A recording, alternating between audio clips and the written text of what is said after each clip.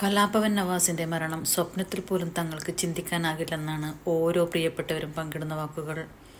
മരിച്ചാലും മായാത്ത ഒരുപാട് ഓർമ്മകൾ. ഒരു സുഹൃത്ത് എന്നതിലുപരി സ്വന്തം സഹോദരനായിരുന്നു ഒരുപാട് ആളുകൾക്ക് നവാസ് ബായ്. ബായ് എന്നാണ് മിക്ക ആളുകളും നവാസിനെ വിളിക്കുക.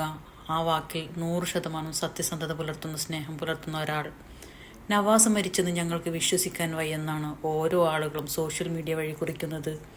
അതേസമയം രഹ്നയുടെയും മകളുടെയും കാര്യം ഓർത്ത് തനിക്ക് സഹിക്കാൻ വയ്യെന്ന് നടി പ്രിയങ്ക പറയുന്നത്.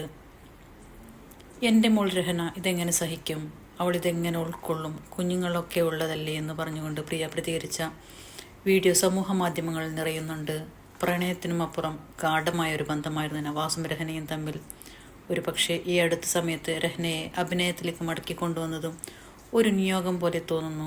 മരണം മുമ്പിൽ കണ്ടിട്ടാണോ തൻ്റെ പ്രിയതമയെ കൊണ്ടുവന്നത്?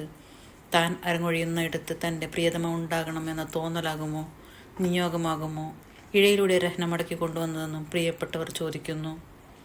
2002 ഇറങ്ങിയ നീലാകാശം നിറയെ എന്ന ചിത്രത്തിലാണ് രഹ്നയ്ക്കൊപ്പം അവസാനമായി നവാസ് അഭിനയിക്കുന്നത്.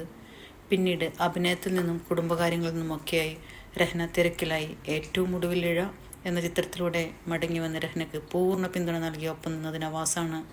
സ്ക്രീനിൽ വർഷങ്ങൾക്കിപ്പുറം ഭാര്യ ഭർത്താവായി എത്താൻ കഴിഞ്ഞതിൽ സന്തോഷമുണ്ടെന്ന് നവാസ് പറഞ്ഞു.